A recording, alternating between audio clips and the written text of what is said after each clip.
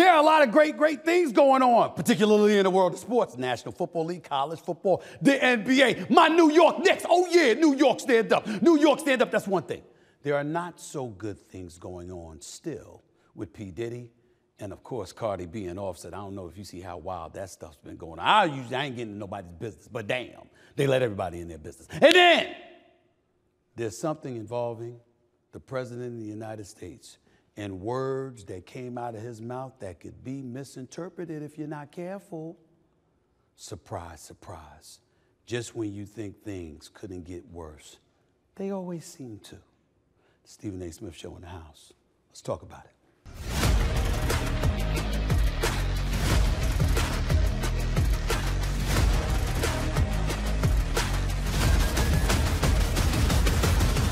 What's up, everybody?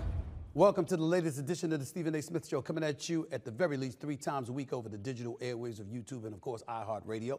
As always, before I get into the show, I like to take a moment to show my love and appreciation for all of my followers and subscribers. We've now eclipsed over 862,000 subscribers. We continue to climb. That can't happen without the love and support that y'all give me and this show. Thank you so much. I appreciate it. Keep the love coming. And while you're doing that, please don't forget to pick up a copy of my New York Times bestselling book, Straight Shooter, a memoir of second chances and first takes, now in paperback. Go to straightshooterbook.com to get yourself a copy. Once again, that's straightshooterbook.com to get yourself a copy.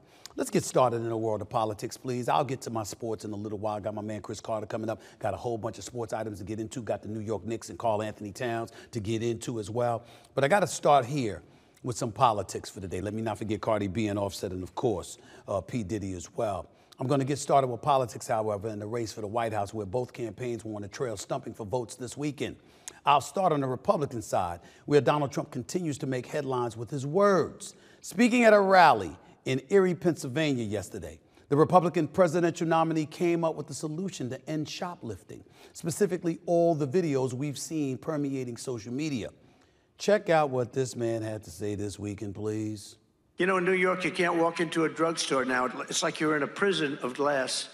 If you want to buy aspirin, you have to wait 45 minutes for a clerk to come up and open, because the shelves, the people walk in, they just take everything they want, they walk out of the store.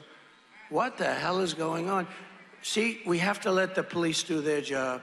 And if they have to be extraordinarily rough, and the police aren't allowed to do their job. They're told, if you do anything, you're going to lose your pension, you're going to lose your family, your house, your car. The police want to do it. The Border Patrol wants to do it. Border Patrol, they're incredible. They want to do it. They're not allowed to do it because the liberal left won't let them do it. The liberal left wants to destroy them, and they want to destroy our country. Now, if you had one really violent day, like a guy like Mike Kelly, put him in charge, Congressman Kelly, put him in charge for one day. Mike, would you say, he's right here, he's a great congressman. Would you say, Mike, that if you were in charge, you would say, oh, please, don't touch them, don't touch them. Let them rob your store. Let all these stores go out of business, right? They don't pay rent. The city doesn't have money. It's a chain of events that's so bad. One rough hour, and I mean real rough, the word will get out and it will end immediately. End immediately.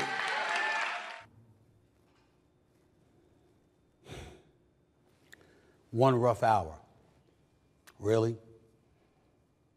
Really? I'll explain how ignorant that statement was that he just made in a minute.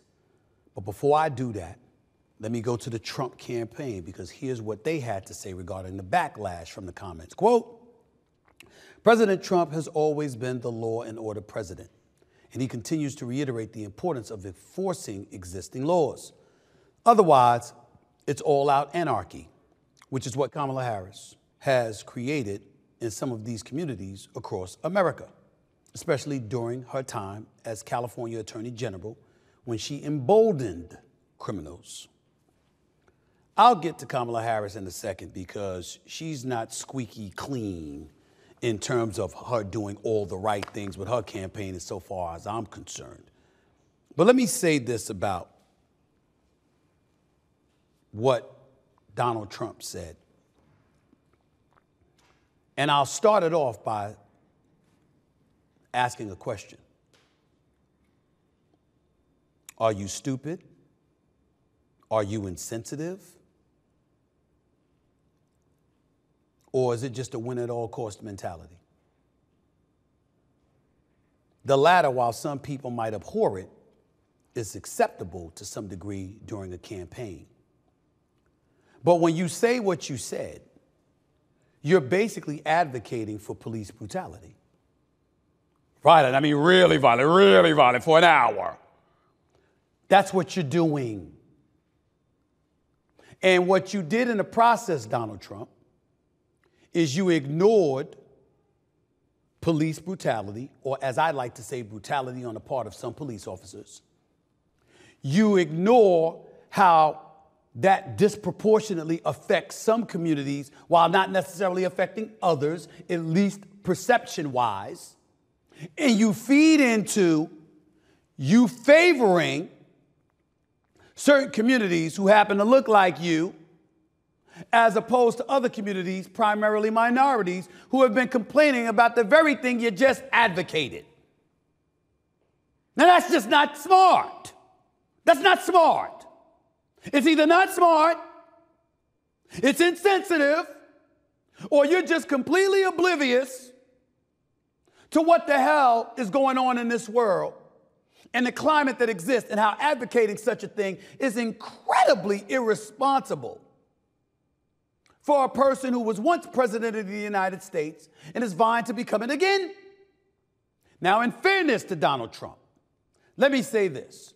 There were articles that intimated he was calling for a purge, similar to the movie Purge and stuff like that, where citizens could be engaged in lawlessness and what have you for 12 hours or a day or whatever the movie said. That is not what he said. So the articles that were out there saying that he said that misrepresented his words. He was talking about lawlessness permeating the streets of America and how police needed to be supported when they engage in enforcement to curtail criminal activity, and he just used bad, very bad and irresponsible verbiage to make his point. But that's the problem. Because, ladies and gentlemen, when you're the commander-in-chief, when you're the president of the United States of America, when your primary job is to look out for all Americans, not just a few that you label as your constituency who voted to support you, you can't say stuff like that because words have power. And they influence lives. A la January 6th. When you want to say you had nothing to do with it, that you called for a peaceful protest, you did tell them to go and march in the nation's capital. You did encourage them to put a stop to them ultimately validating the election. You did tell them to do that. You certainly didn't dissuade them when they talked about hanging former President Mike Pence. When the lives of representatives representing our nation were in danger, then you wanted to come on afterwards and talk about what you didn't encourage them to do and what you didn't say, but then you go out and you say something like this. Under no circumstances, whether it's on the part of citizens or law enforcement officials, do you encourage such a level of volatility? You don't do it. Because ultimately, it's going to scare the living hell out of American citizens who are going to adopt a bunker mentality and go into the business of doing whatever it takes to protect themselves. And that's how mayhem and anarchy foment and grow and ultimately get out of control. Not smart at all. Want to say one other thing. To Vice President Kamala Harris, the Democratic nominee for the presidency for the United States. We know she hit the campaign trail yesterday in Nevada, a key battleground state. Before that, she launched an HBCU homecoming tour in an effort to reach more young black voters ahead of Election Day, which, by the way, is just 5 weeks away. Meanwhile, she continues to face criticism for doing just one solo interview since she entered the race. That was with MSNBC last week. She also did a sit-down with All the Smoke podcast last week. And I believe that comes out today. That's Matt Barnes and Steven Jackson. who do a great job with their podcast, by the way. Major props to them. Kamala Harris should consider herself very, very lucky that Trump is her opponent. Because otherwise, she would be accused even more vociferously of running from strong inquisitions by the Fourth Estate. All the smoke, I'm quite sure they're going to do a hell of a job. They're not the Fourth Estate. Not compared to the kind of heat she would face going on other platforms that specialize in politics, and her record. Now, you have to take into consideration where people are coming from when they're critical of her. They're looking at Joe Biden, and they're saying he didn't have a primary. They greased the skids so he would have no competition. Then he shows up for a debate June 27th, exposes ageism in some people's eyes, but a cognitive decline where specifically he's concerned. Ultimately, he steps aside. She's handed the nomination with no resistance. This is 4 years removed from her not even being able to make it to Iowa. So the belief is that if she had had to really face competition, she wouldn't be where she is today. You don't answer that call by avoiding interviews and a heightened level of scrutiny from people who specialize in the world of politics. An HBCU tour ain't cutting it. Rallies ain't cutting it. That's the truth. But she's lucky because you're going against Trump, who seems to say something foolish every week. Whether or not that's going to last remains to be seen. 5 weeks away, as it draws closer, you know they're going to bring the heat on her. And you got to be willing to stand up and face the music. She's going on the HBCU tour because they don't believe they have a lot of black folks locked up in terms of the vote. Do you got them on lock where they're going to definitely vote for you? There's a question mark about that, and now we're hearing the unions don't support her. She's got like a 9% jump on Trump, but Hillary Clinton and Joe Biden had significantly more. These are things to be concerned about. Once again, had it been anybody but Trump she's going up against, what she's doing wouldn't be enough. It's enough because every single week, something foolish comes out of this man's mouth. That's just the truth. I would say nobody's saying it, so I'm going to say it. But the fact is, everybody's been saying it over the last week or two. And the momentum is just going to continue to rise. Mark my words. Mark my words. Coming up, I'll get into week 4 of the National Football League season with my man Chris Carter, who joins me every single week right here on the Stephen A. Smith Show. Don't touch that dial. Back with more in a moment. Have you heard? Here at the Stephen A. Smith Show, we've teamed up with Prize Picks to help all you sports fans become a part of the big-time game action. It doesn't matter if it's the NFL's regular season, the MLB playoffs, or the WNBA championship. Prize Picks has got you covered. You see, Prize Picks is a daily fantasy app where you can pick 2 or more of your favorite players, and then you simply select more or less on their projected stats for the game. And you can mix and match players from all your favorite sports. Pick a player's rushing yards, another player's rebounds, and another's total hits, all in the same entry. I make my picks and submit early, all in less than 60 seconds. That's less time than it takes for Derrick Henry to take the rock all the way to the house. And get this, sign up with code SAS and Prize Picks will give you $50 instantly when you play your first $5 lineup. You don't need to win your lineup to receive the $50 bonus. It's guaranteed. All you have to do is play a $5 lineup on Prize Picks and you'll get $50 instantly. Pick more. Pick less. It's really, really that easy.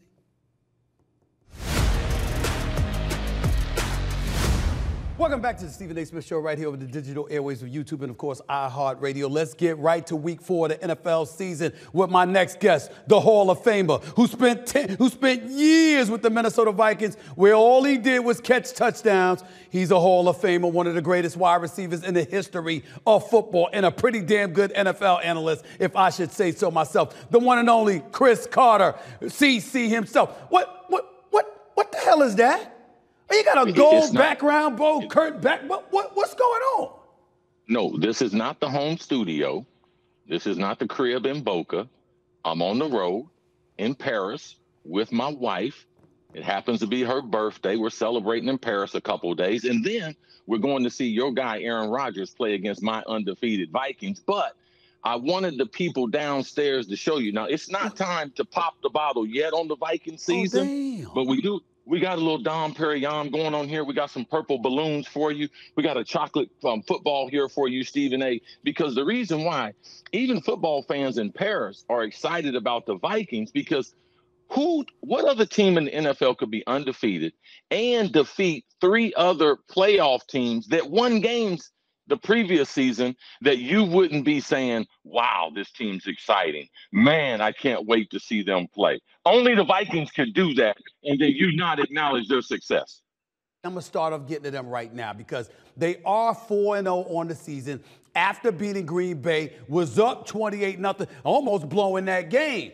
How are you feeling about your Minnesota Vikings at this particular moment in time? I ain't going to lie to you. I actually have them as the best team in football at this particular moment. I can't believe I'm saying it, but I got to give respect where it's due with an undefeated record and a defense led by Brian Flores, who's showing me a little something, and not to mention Sam Darnold as well. How are you feeling about your Vikings?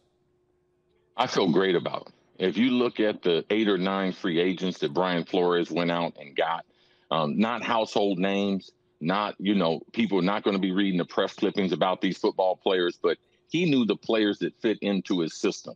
So for me, when you're playing that type of defense this early in the season, and then coupled with their all-pro tight end is not available yet. He's going to start getting ready, probably come off the IR in the next 4 weeks. We saw last year's first-round pick. When he's in the lineup with Justin Jefferson, he's capable of being an all-star by himself. And Sam Darnold, man, our coaching system, they've been recruiting Sam Darnold since he was in high school. We just happens that our head coach, Kevin O'Connell, he was at a passing camp, Elite 11, when he was in high school. So he also followed him at USC.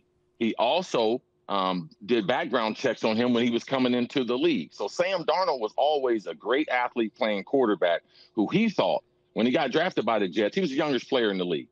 So this is a coach that's been after this player.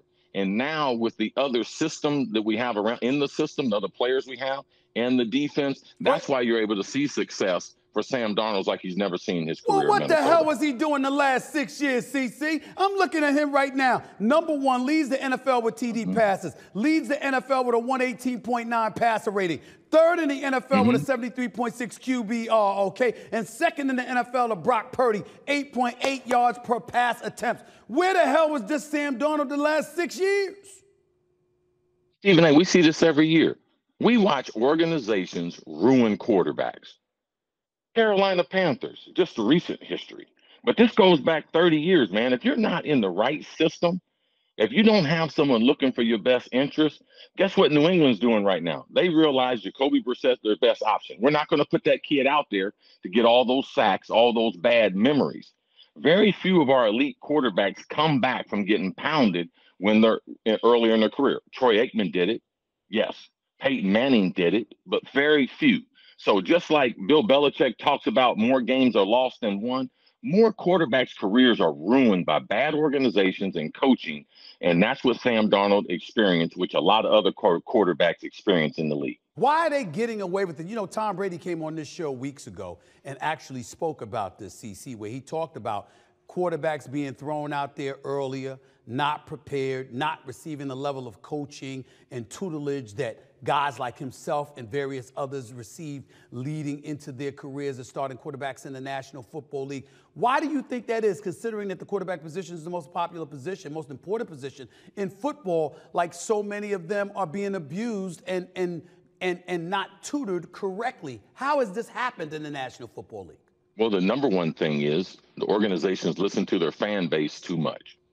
And they think when they watch these kids play, USC, even Ohio State, Alabama, oh, they're instantly ready. No, they're not ready for the NFL. The types of defenses, the play calling, the amount of pressure that they face week in and week out. It is not it's not a position that most kids are ready for. So, but to take the time, because if you're at the top of the draft, you lost a lot of games. And most coaches and the organization is not going to be patient with that coach if he's lost a lot of games. So they force the kid in there to try to start that timetable between coach and quarterback. And that mix doesn't always work. Man, when you're making Kool-Aid, sometimes you need a little more sugar than what they tell you on the packaging. And with these kids, they need a little more time to wait. Like Tom Brady said, Aaron Rodgers has said the same thing in the last couple of weeks, to develop on the sideline before they get in there and have to face that intense pressure.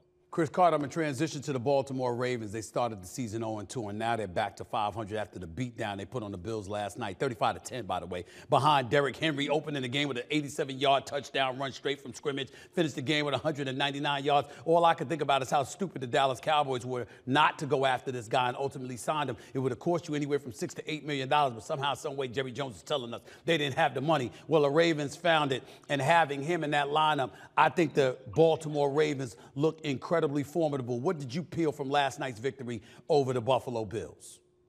Week number one, I told you it takes a little bit of time for Derrick Henry to get situated in Baltimore's offense. Baltimore doesn't run the type of running plays that he is used to. He's used to having a lead back, but now Baltimore, great coaching staff, they're going to figure this thing out with Lamar Jackson. So I'm glad that he went to Baltimore, because low key, he's going to be able to develop there. He's a great player. He's been playing off of Broadway there in Tennessee.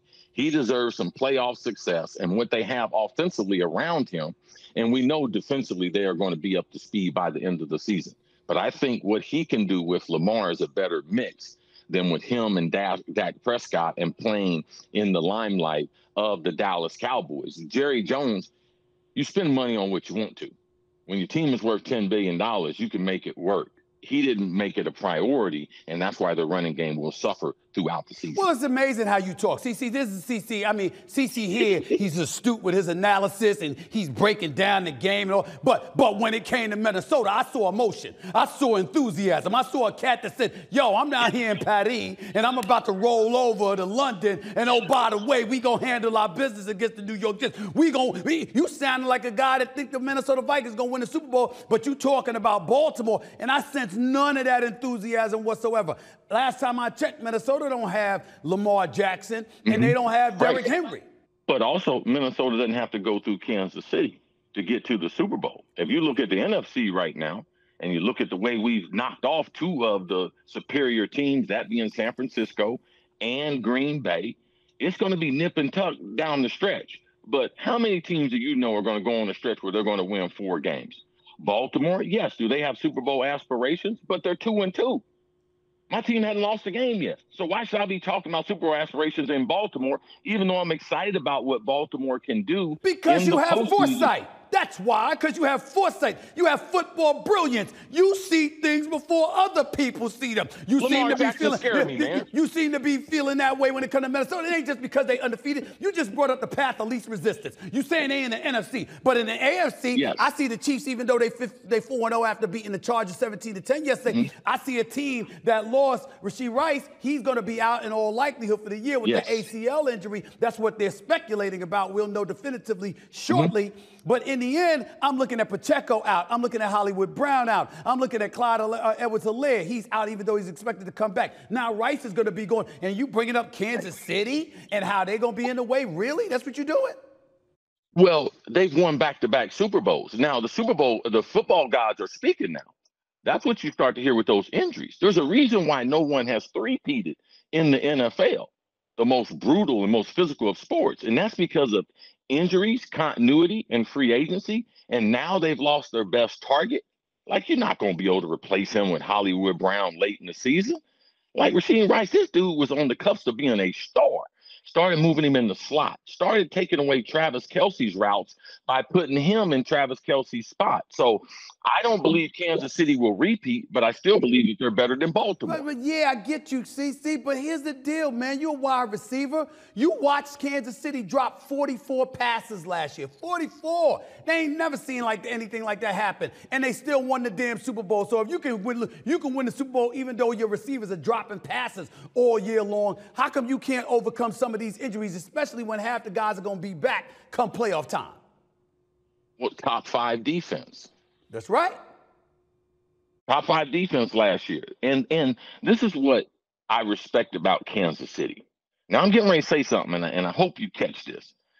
Every time a team wins, it creates an algorithm for the whole team, even the players that aren't that good. We always talk about the star players, but now every time I win a different way, it creates another algorithm for my team to be able to win. So when I told you about the Pittsburgh Steelers, they could only win a certain way, and we saw that this weekend. Kansas City can win more ways, and they have the best player. So I'm going to always give that respect because their algorithms, oh, special teams will win us a game. Oh, defense will win a game. Oh, Patrick Mahomes will throw for 350 and win us a game. All those things are already in the computer. So you have to respect that. See, you saying all of that, but you sound like a YouTube expert instead of somebody that's pointing out the realities of the National Football League. Algorithms, that's what you brought up to support your position about Kansas City. Algorithms. Every time you say something into your phone, it creates an algorithm for who you are and your personality. In sports, I didn't know that. Every time your brain wins a game together, they got new players. It creates more belief in the system. Andy Reid, you know what he's telling them today? Hey, guys, we did this last year. We didn't have a star receiver. So guess what we're getting ready to do? We're going to spread this thing around. Guess what Patrick Mahomes is saying? He's saying the same thing. Guys who haven't even been on the team knew. Worthy, guess what he's saying? I believe in these guys. Why? They've won a lot of different ways. Yes, man, that's why it's important to win different styles of football games because it creates a culture that does not panic when you have to win in a way that is you are not accustomed to winning. Going back to Sam Darnold and the Minnesota Vikings, is he the best quarterback in the NFC? I believe he's in a great situation. That's not what I asked you, CC. Is he the best quarterback in the NFC? No, he's not the best quarterback. Who is? Say it. It's a rookie. Say it. Say it. Get it out your system. Say it. Say it, man. Man, there's a kid in Washington. Thank you. And I'm going to take you back to this, man. Okay. When he was a freshman playing with one of our friends, when he was on Herm's team at Arizona State, he started as a true freshman. Right. And you wondered, wow, man, he's awful lean to be a quarterback. Is he going to grow into that body? To me, I always felt like he was a better passer than anyone in college football. And I thought he was the best runner. I thought he was better than Caleb last year, man. I don't know what Chicago was thinking about by not looking at this kid. He rushed for 1,000 yards in college football. Really? Threw for over. Man, so you saying if you would have watched him Commanders, you would have took Jaden Daniels with the #1 overall pick? Yes. 40 time. Height. Man, Caleb Williams, man, he's a little height challenge, bro. And the one thing he does special is all that scrambling around. That ain't special in the NFL, man. There's only one guy that gets away with it. Well, Aaron Rodgers used to do it. Patrick Mahomes does it, but there's no one else doing that. They were giving him bonus points for, oh, man, he makes plays off schedule. That ain't what you want your quarterback to do. You want him in the pocket. And then if he have to make a play off schedule, do that. You don't want that to be the main thing. So, yes, I thought Jaden Daniels, and I thought with DQ in Washington, man, DQ is a quality coach, man. And I believe his second time being a head coach, he's going to do it better than Atlanta. They got something special in Washington, man. I look at Jaden Daniels, and I hear what you just said. When I think about Caleb Williams, I'm looking at you got Eberflus in Chicago. They got Quinn in Washington. They got Cliff Kingsbury in Washington. Give him respect where it's due, how he worked with the quarterback. Give Quinn credit. He was a head coach that took the Atlanta Falcons to the Super Bowl. They might have blew it, a 25-point lead against the Patriots, but at least he got them there. You've got the right structure around Jaden Daniels. I think Chicago's getting there, but right now, Caleb Williams is usually running for his life. Go ahead, drop it on me. Kyler Murray sabotaged Cliff Kingsbury's career in Arizona, man. How is that? Explain. What do you mean by that? Dude was not spending the amount of time that you need to be. You know, when you open up your tablet in the NFL, they can measure how long you studying. Oh, okay. He didn't figure that out. Gotcha. So, you know, I got people in Arizona. He is not a student of the game. That's why they were contemplating, do we give him this big money?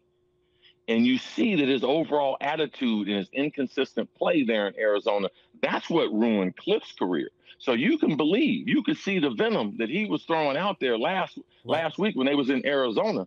That was a special game plan that he came up with. Oh, yeah. Well, that's him being the offensive coordinator, and they kicked Arizona's ass. Make no mistake about that. But what I'm saying to you is I want to make sure I'm clear, because we remember when Michael Vick was in the National Football League playing for the Atlanta Falcons, and we remember years later he revealed that he used to take the playbook and throw it in his trunk, and he never really studied it.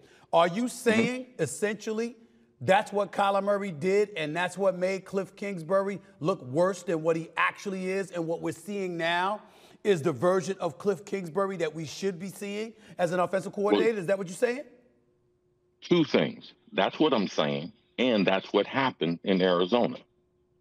They would have been much more successful if he was a student of the game. Remember, he was trying to play us coming into the game. Oh, I'm going to go play baseball. That was just to get the money and get that second contract in football. Damn. But since then, he has become more of a student. But when Cliff was there, that right there altered the arc of his career. And you will now start to see with Jaden Daniels, Cliff Kingsbury will be a great candidate to be one of the next head coaches in the NFL, given what they're going to put out there offensively. Wow.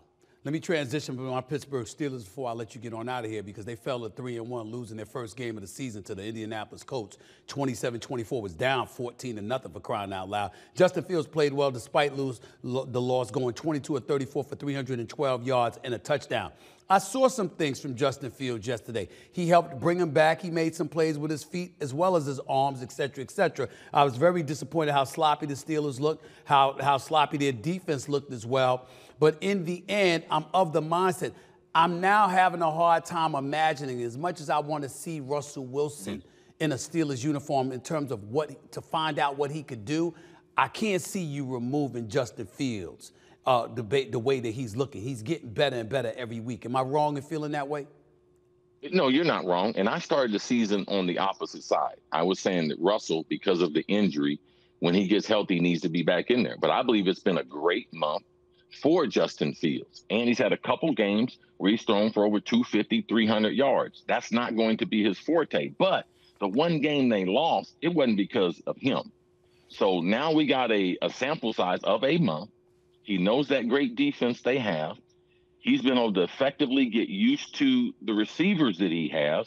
And especially the last 2 weeks, I have to tell you, you can see the improvements in his overall passing game. And that's what you want to see from a young quarterback. Even though it's his second team, he is still a very, very young quarterback in this league. I wanted to say that was the last question, but I lied my ass off. I got another one because I got to transition to the Philadelphia Eagles because of this one reason. They got blitzed by Tampa Bay the other day, on Sunday.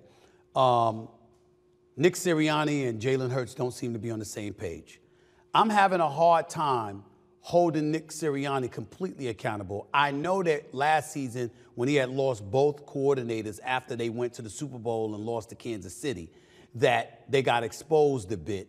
This year, he brings in Kellen Moore as his offensive coordinator. You don't have A.J. Brown. You don't have Devontae Smith. You don't have Lane Johnson, okay? And I can't hold Jalen Hurts but so much accountable in that regard, but he's still turning the football over. Doesn't seem to be anything near what he was a couple of years ago. People are starting to lose faith in Jalen Hurts. Some would say faith in Sirianni. Where do you fall in that thinking? I'm losing more faith in the coach than the quarterback. Because I have seen the quarterback go through adversity and come out on the other side several times. A couple times in college, even early in his pro career before they gave him the big contract. I mean, they're just one throw and catch away from winning the Super Bowl. If they're able to complete one of those passes late in the game, are we still saying the same thing? The one thing that's been consistent in Philadelphia the last 2 years is Nick Sirianni and his inconsistency. He says something stupid every week. Man, you're paying guys millions and millions of dollars. He's talking about all the mistakes on the field are his fault. That's a lie. The coach is never supposed to lie to you. And when you come in the locker room and tell, oh, I'm dropping passes, I'm making mistakes, I'm missing blocks, I'm blowing coverages. and the coach is taking the blame for that, that's stupidity. That's lack of real leadership. And every week he has bulletin board material that if I'm the owner, if I'm the GM, Howie Roseman, then man, I'm cringing. And this is going to be one of the jobs that's available next season. I told you early in the season, Bill Belichick is going to have an opportunity to come back and coach. Right. And the Philadelphia Eagles, I do believe, will be looking for a new head coach after this season, given the abundance of talent that they have. Right. Who would need Bill Belichick more, the Eagles or the Cowboys? Man, stop with the Cowboys. What do you mean stop with the Cowboys? They need it. They need it bad. They need Bill Belichick bad. When they change their owner, then you can ask me that question. As long as they got Jerry Jones, and you know Jerry Jones is not fooling with Belichick, man. He's not going to fool with him, man. He's in his 80s. Time's running out. Steve, did you invite me on this show to tell you what to do? Yeah. Or did you invite me to collaborate with you? I invited you to collaborate with me, man. Okay, thank you. That's what Belichick is not doing that. Belichick's not doing that. Well, what was stupider when you talk about Sirianni and what he's done? What's more stupid? Him doing what he did, taking all the blame when obviously it should be allocated to other individuals, or Baker Mayfield opening his damn mouth and talking about Tom Brady and how tight he had the Tampa Bay Buccaneers, and it's a looser environment because, I'm paraphrasing here. He basically talked about how Tom Brady weighed heavily on the team. I'm like, this is a 7-time Super Bowl champion who, by the way, delivered a championship to that organization you play for. What the hell was Baker Mayfield thinking, uttering those dumbass words out of his mouth? Stephen A., man, I spent 16 years in this league. I lost 2 NFC championships. I never made it to the Super Bowl. A lot of the games I lost, Stephen A., I sat in my car in the parking lot and I cried. I hate losing. Man, I would have loved to have been miserable with Tom Brady for 1 year, man. I would have loved to have a dude, man, that at the end of the game, he going to make 3 or 4 throws that can't nobody else make. I would love to have a dude say, hey, man, if you run a little bit after practice. Hey, man, maybe if you eat a little bit different. Hey, man, maybe if we stay a little bit of this coverage. Hey, man, man, do you really want to win, Chris? Man, I wish I would have had that. Baker Mayfield sounds like a fool, man. I couldn't believe he said it. I couldn't believe, especially since you playing for the same organization and you ain't been to an NFC championship game. You've been in the league for 7 years. You beat Pittsburgh in the playoffs once when you were with Cleveland. You beat the Eagles last year with Tampa. But you ain't never even been to a conference championship game. And you would say that about a 7-time Super Bowl champion. I thought Tom Brady was very appropriate when he ended it by saying, I thought it was about winning championships. He said, this isn't daycare. You said, I want to have a good time. I'm taking my kids to Disney. We trying to win. I was like, I couldn't believe Baker Mayfield said that, bro. I really couldn't. But your attitude will determine the arc of your career. Yeah. And there's a difference between Baker Mayfield and Tom Brady. And I'm talking about it's a huge difference between the two. How they wake up on a daily basis, even today, is very, very different. None but respect for the GOAT and Tom Brady, bro. No doubt. Man, go ahead and enjoy Paris, man. I tell your wife I thank her for allowing you to have this time. You make sure you take care of her, you know what I'm saying? All right. All right, do what you got to do. We're not popping for the Vikings yet, but we're going to put this on ice. On February, we're going to get back to it. Last time I checked, you did play for the Eagles. It wasn't just the Vikings. I mean, damn. Listen, man. The Eagles cut me. I ain't got no love for the Eagles, man. Okay, now it's different if somebody release you, then they bring you back and then make you wealthy, like you did and everything. Man, go ahead and enjoy Paris, man. I'll see you next week, bro. Enjoy Patty. One and only Chris Carter right here, man. That's how it goes with that boy. That boy crazy. That man crazy. Coming up, we'll get to some quick hitters from the world of sports. Did y'all see the maybe blockbuster trade the Knicks may have pulled off this weekend? I said maybe because, damn it, it ain't official yet, at least not at the time I'm taping this show. I'll get into that and then some, because it's going to happen, y'all. It's going to happen, y'all. I'm talking about that next, right here on the Stephen A. Smith Show. Back with more in a minute.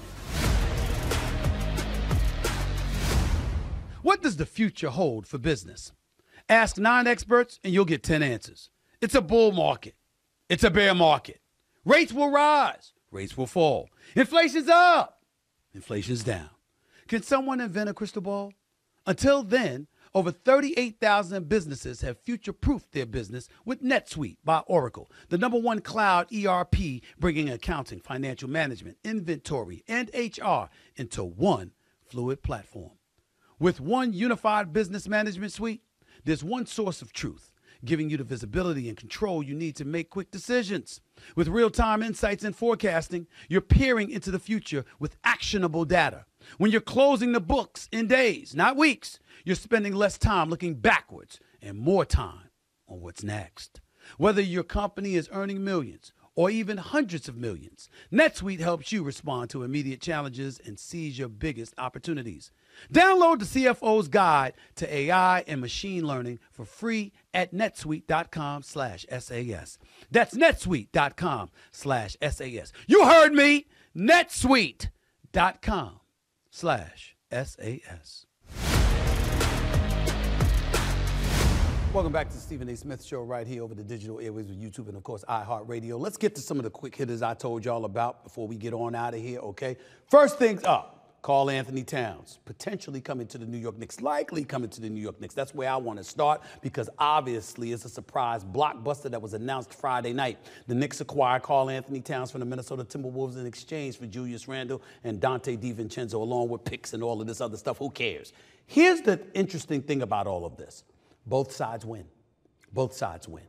You're Julius Randle, love you, love your durability, appreciate all you did for the city of New York. I'm going to miss you personally. It would have been nice to see you with the rest of the crew, considering you wasn't there healthy when they made their run through the Eastern Conference playoffs before losing in Game 7 in the Eastern Conference Finals last year. But Julius Randle needs the ball. The problem is Jalen Brunson has the ball. And a lot of people looked at it and said that marriage ain't going to necessarily work, particularly when you picked up Mikal Bridges from the Brooklyn Nets. You still got Josh Hart and the rest of the crew. What you going to do with that, OG Anunoby?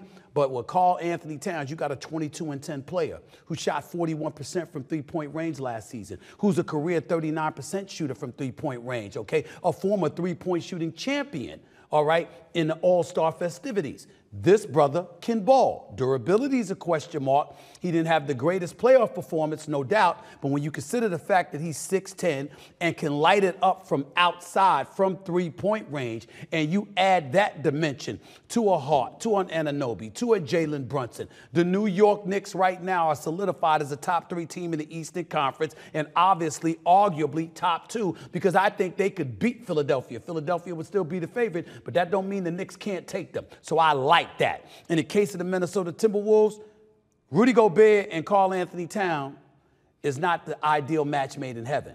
Julius Randle and Rudy Gobert could be, because Julius Randle can hit some shots from the outside. He's streaky. He definitely has a power game to take it off the dribble inside and finish at the basket. You got that with Ant-Man, and you got DiVincenzo coming off the bench or even playing with you, playing alongside Anthony Edwards. You got a shooter. That is what Minnesota was lacking last year, okay?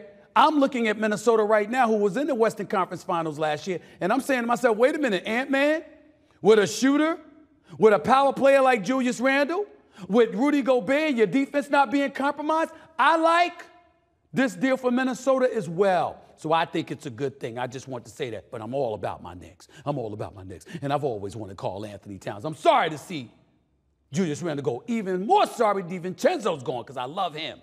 But I love Karl Anthony Towns in a New York Knicks uniform, all right? Leon Rose, World Wide West. Way to go, fellas. Way to go. Another quick hitter. Quick hitter number 2 takes us to college football with Deion Sanders, primetime, Mr. Primetime himself. And the Colorado Buffaloes dominated UCF 48-21 on Saturday. Story of the game was Travis Hunter, though, who's quickly become my favorite to win the Heisman. Hunter, who plays both ways, had 9 catches for 89 yards and a key interception on defense in the third quarter of this game. UCF was not only predicted to beat Colorado, they were more than 12-point favorites. And instead, they got their ass kicked. Colorado showed us a running game for the first time. We know what Shedeur Sanders can do from the quarterback position. But this brother, Travis Hunter, is special. You see the numbers right there, 46 receptions, 561 yards, all right? Got about 6 touchdown catches, okay? 16 tackles, 2 interceptions on the year. The brother is special. He's a shutdown corner. Plus, he's an all-world wide receiver. He could play special teams for you if you need him to do that as well. What is it that he cannot do on the football field? We don't know. We don't know because he's that special. I want to state this for the record. Ahead of Jalen Milroe for Alabama, ahead of anybody else you can think of, Carson Beck included at Georgia, Travis Hunter should be the leading candidate for the Heisman as of right now. They got to continue to win now. They can't fall off the wagon like they did last year and losing 6 straight and 7 of their last 8 games at the end of the season. But if they continue to win football games, Travis Hunter, and he continues to play this way, he's going to win the Heisman. He's going to win the Heisman. And oh, by the way, primetime Deion Sanders is going to be Coach of the Year. Remember, they were projecting that Colorado was going to finish like in the 11th place. They 4-1 right now. They win games. They keep winning, and they get to a bowl game, primetime going to win Coach of the Year, and he will have deserved it. Let's be very clear on that. Let's stay in college football for another quick hitter number 3. Y'all see Alabama versus Georgia on Saturday night? Y'all see that game? It lived up to the hype as Alabama held the lead for most of the game. Georgia, who was trailing 30-7 at halftime, 28-0 initially, stormed back, took a 34-33 lead. Well, they held that lead for 13 seconds. 13 seconds. That's because on the very next play, quarterback Jalen Milroe hit freshman Ryan Williams for a 75-yard touchdown catch, where he managed to elude 2 defenders to the end zone, put a spin move, catching it, going this way, spinning to his right, and scampering down the right sideline to take the lead for good and propel Alabama. Alabama, obviously, that happened. That put them up 41-34, and that was the game. The kid Ryan Williams is 17. He's 17. 17 years old. 17. Now, if you're looking at Georgia, consecutive regular season wins, 42, snapped. 28 straight regular season SEC wins, snapped. No big deal because when they lose, they usually lose to Alabama. But that was under Nick Saban. Now, I'm high on Kalen DeBoer, and I appreciate what I've seen from him. But damn it, I'd feel a lot differently if they had lost this game because a Nick Saban team would not have lost a 28-0 lead. They would not have lost a 30-7 halftime lead and then found themselves trailing 34-33 before that miraculous play between Milroe and Williams. But nevertheless, a win is a win. They handled their business. Milroe was sensational in the first half and finished the job when it was called upon him to finish the job because their offense got quiet for like 6 straight possessions. But that's neither here nor there when the outcome is what the outcome ended up being. Our last quick hitter takes us to the WNBA, where the Las Vegas Aces played their semifinal playoff game against the New York Liberty last night. The Aces were dominated for most of the game by Breanna Stewart. I don't know what the hell she was on, hitting 3-point shots, dribbling the ball, get to the basket, dancing around people. She was sensational, finished with 34 points, 5 rebounds, 4 assists. Reigning MVP, league MVP, Asia Wilson finished with 21 points for the Aces. Spike Lee, who was in attendance for the Liberty, was seen talking trash to Aces guard Kelsey Plum, who finished with 24 points. We'll see what happens in game 2. Here's my only thinking. I root for the Liberty because I'm New York all day, every day. Here's the issue. I don't want to talk too much because that might piss off Asia Wilson. We know who this woman is. We know what she can bring to the table. We know she's a league MVP. She's spectacular. She's the best player in the world. And Breanna Stewart looked like the best player in the world yesterday. She bust their living you know what. I don't know how kindly Asia Wilson is going to take to that. I kind of look at this and say to myself, oh, damn, you might have woke up the lion right there with that kind of performance. So I ain't going to talk, but I was very, very happy to see the Liberty do what it did. Spike Lee, my brother, when you talk trash to the opposition, that usually doesn't work for us New York teams. Might want to pipe it down just a touch. Just a touch. Pretty please. On a far more serious note, before we get to break, I want to take time to pay tribute to a legend we lost today in the world of basketball. The NBA announced this morning that Hall of Famer, the one and only Dikembe Mutombo, passed away after a battle with brain cancer. He was 58 years old. Mutombo was the league's first global ambassador for the game. He was also a humanitarian who loved what basketball did for communities around the world, including his native Democratic Republic of Congo. I knew Dikembe Mutombo personally. I covered him during this couple of years in Philadelphia when they went to the NBA Finals in 2001. If you recall, Theo Ratliff started off the season as their center. He was 6'9" and an extraordinary shot blocker, but he wasn't somebody who would end up being a 4-time Defensive Player of the Year and finishing the top 3 in Defensive Player of the Year voting 7 times in his career like Dikembe Mutombo had been and was. No matter what Dikembe Mutombo was as a player, it's nothing compared to what he was as a person. Knowing him personally, he was simply an angel, one of the nicest human beings you'd ever want to meet in your life. I have never, ever, in all my years of covering professional basketball, heard anyone say a negative word about Dikembe Mutombo. He was that beautiful of a person. What a wonderful guy he was. I want to take a moment to share a little story with y'all because I used to tease him about this all the time. He was an elite defensive player, but offensively challenged. And I used to get on him because he would throw up the hook shots all the time. It was an ugly looking hook shot. Sometimes went in, sometimes it didn't. He was 7'2" after all. And I remember one time I went to him and talked to him about the hook shot. He said, Steve, Kareem. And I said, don't you ever say that publicly. Don't you ever utter those words out of your mouth publicly. He was trying to say, compare it to the sky hook of Kareem Abdul-Jabbar. And then he just laughed, that affectionate, beautiful laugh that he had all the time, letting me know that he was just joking, that he would never, ever try to compare himself to the great Kareem Abdul-Jabbar when it came to that sky hook. But he was just teasing me about it and what have you. But we always joked about it every time that I saw him. I knew he was ill. I had no idea he was that ill. And when I heard the news this morning, I imagine most people in the NBA circles shed a tear because what a wonderful, wonderful human being he was. And what an incredible human being the world of basketball has lost. The great Dikembe Mutombo, the one and only Dikembe Mutombo. My sincerest condolences to his family and his loved ones everywhere. The basketball world mourns an incredible loss today.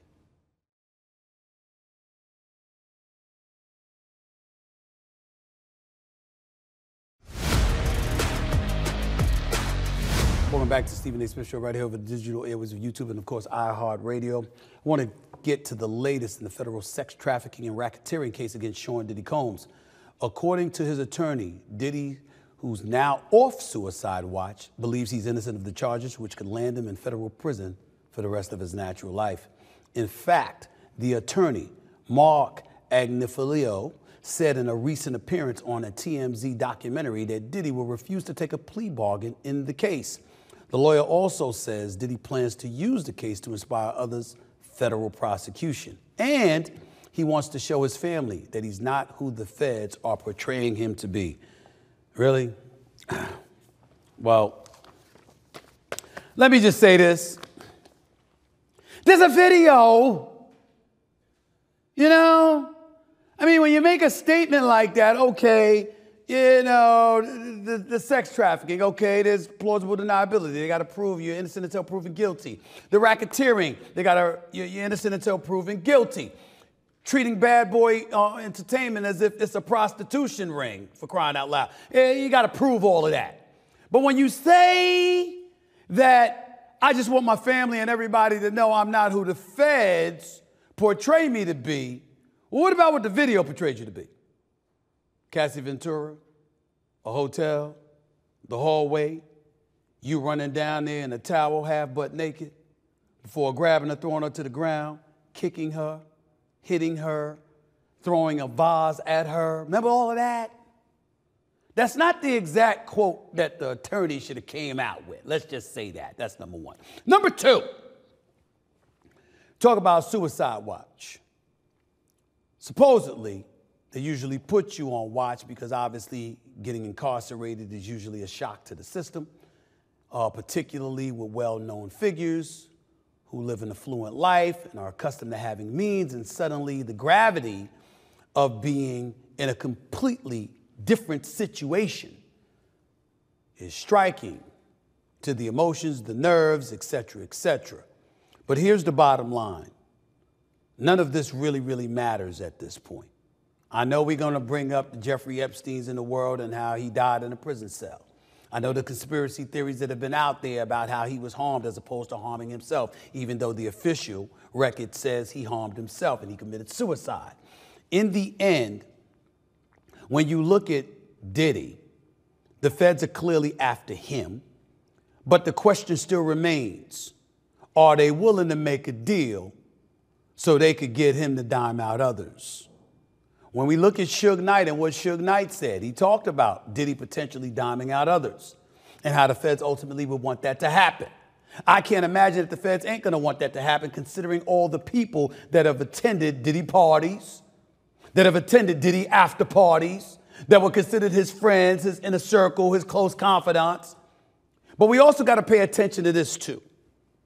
What the industry portends, what the industry indicates it's all about. See, these are the kind of moments where stuff can come back to haunt you. People want to sit up there and summarily dismiss, oh, you using incendiary rhetoric or misogynistic rhetoric or whatever the case may be in your music, in your lyrics, have no kind of impact. Sure, in most instances, until you're in a court of law and they get to use stuff against you, because when they're making the case against you and they're salivating for witnesses and they're salivating for evidence to further incriminate you to make their case, particularly when you're the Southern District of New York, which we had Ellie Honig, a CNN legal analyst, come on this show and say has a record that betters 80% plus in terms of their conviction rate, you got yourself in a bind. And that's the situation involving Diddy right now. So being on suicide watch, off suicide watch, okay, those are storylines.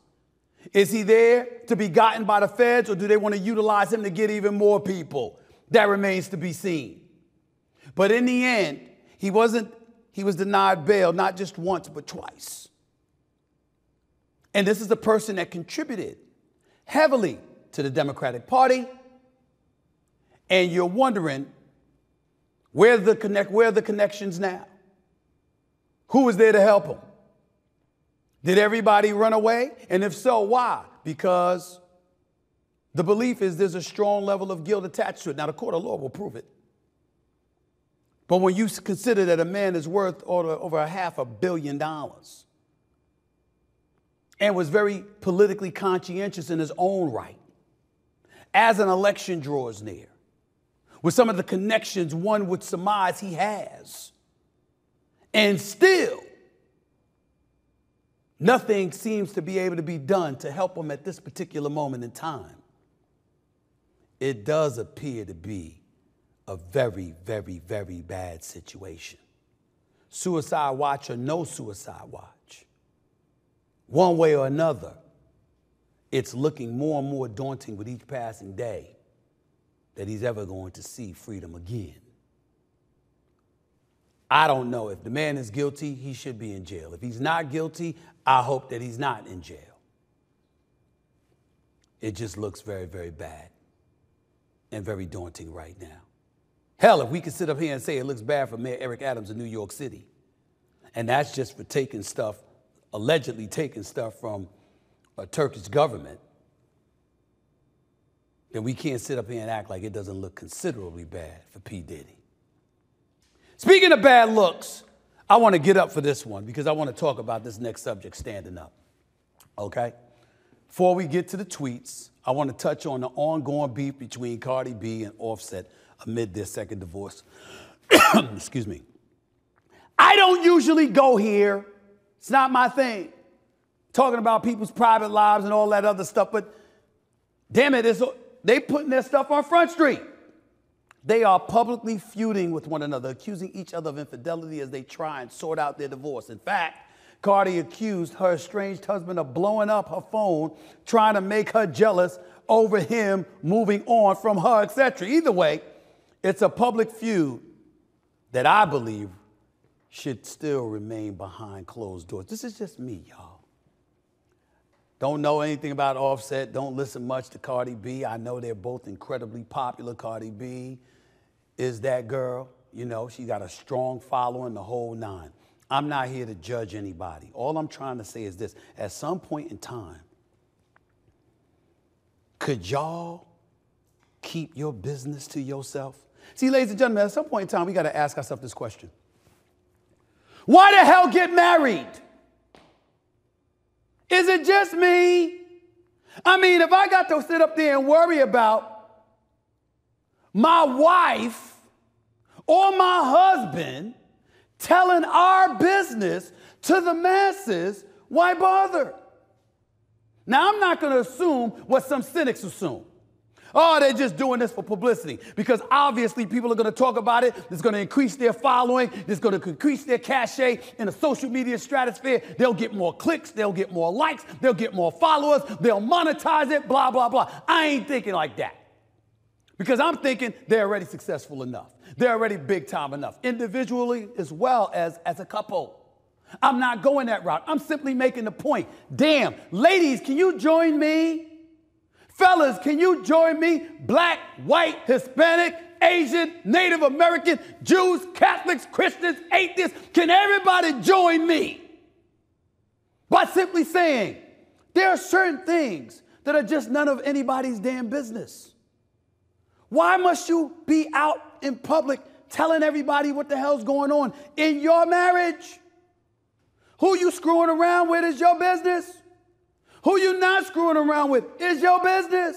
If y'all hooking up with one another, hell, there are some marriages that have open relationships. I got news for you. That is still y'all business.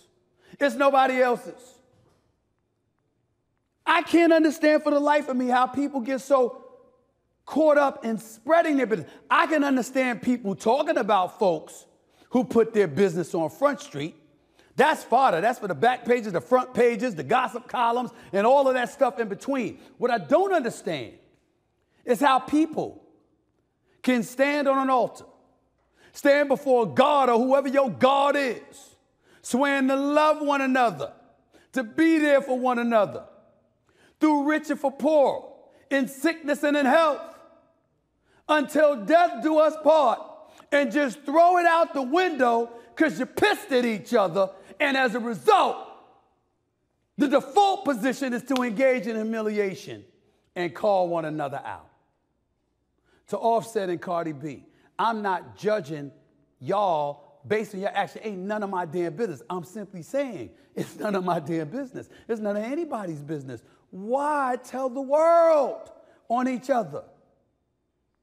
Why do that? Especially when kids are involved. Because one day the kids are going to grow up and they're going to read about what mama said. And they're going to read about what daddy said about each other. I got news for you.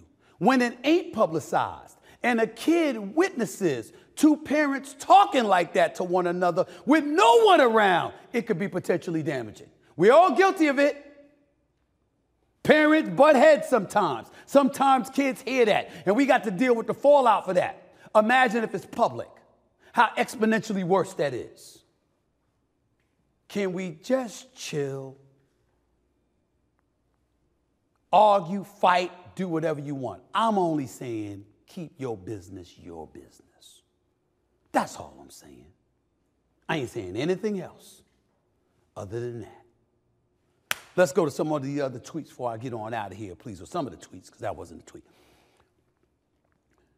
At Big Mem 12, Stephen A. Smith, I'm in a heated debate about greatest cereal of all time. I personally think it's Cinnamon Toast Crunch because it brings an elite level of crunch, not too sugary, not too bland, damn near perfect. Well, damn it, if it's cereal, why not be sugary? You know, you're talking to the wrong brother. You know I'm going to tell you crunch berries. You know that's what I'm going to tell you, right? Sugar corn pops, too. Can't sleep on that. Now, I got to tell y'all something. I got to tell you something, because it's very, very important that I bring this up. You know what cereal I don't like? Cereals that get soggy too quick. When the cereal's crunchy, I know that you pour some milk on it, it's going to get a little soggy. But some get soggier quicker than others, and some are more soggier than others. I don't like that, except with Captain Crunch Berries. That's why I love Captain Crunch and Captain Crunch Berries more than all of them. Because even when it gets a little soggy, it's delicious. It's delicious. It's delicious. Now, the sugar corn pops, you got to eat quickly. You understand? So honeycombs too. You got to eat quicker. You can't eat it. You can't pour the milk into it and then wait 10 minutes to start. Can't even wait 5 minutes. Damn it, barely a minute. You got to get right up in there and get it when it's a little crunchy so you can feel the true flavor of the cereal. Fruit Loops ain't bad either. All right? But if you're going to have a cereal, you're going to spend some time eating cereal, unless you're trying to eat Wheaties or something real, real healthy. Any sugary cereal that you eat, it might as well have a lot of sugar. You're cheating anyway. You're going to do it right. Answer to this question is Captain Crunch Berries. Second on the list, Sugar Corn Pops. Fruit Loops ain't far behind. I would say Trix, but Trix truly are for kids. Okay? It truly is. Anyway, let's get to the next tweet, please. Let me get it. At More33 Gaming's, right, Stephen A. Smith, is it too early for Christmas decorations to be in stores? You know, normally I would say yeah. But October is approaching. It's just a day or so away. Not only that, shopping has become too much of a headache. People don't know how to act. You don't know how people are in stores. You understand? Stuff is on the shelves 1 minute, the next minute it's gone. Get what you can when you can get it. If you can buy Christmas decorations now so you don't have to shop in December when the stores are crowded, do that. Do that. So I would say it's not too early. Once upon a time it was, but times have changed. So I'm going to say that's no longer the case. Let's get to the next tweet, please. Let me get this. This is the last one. At Red Lee, what is it? Lee 8ing, whatever, lying or whatever, lining. L-I, the number 8, N-I-N-G. Right, Stephen A. Smith, if you could only eat from only 2 fast food chains for the rest of your life, which ones are you choosing? Very interesting you bring that up. Because believe it or not, I had this dilemma the other day. Now, I'm proud of myself. I think I'm looking good. I'm in better shape. I'm feeling healthy. I've sort of refrained from most of these foods, but damn it, my taste buds have a memory. And when stuff tastes good, I don't forget. Now, I would tell you, this is a very, very, very tough question. Now, here's what we gonna X out. We gonna X out Taco Bell. We gonna X out Subway. We gonna X out Domino's Pizza. Even though my friends used to tease me, they said I used to look like the Noid. Remember the Noid, the character for Domino's Pizza, the Noid? My boy Mark turned to be like, Noid! Yes, my man Mark Turner used to call me that, right? Still does to some degree.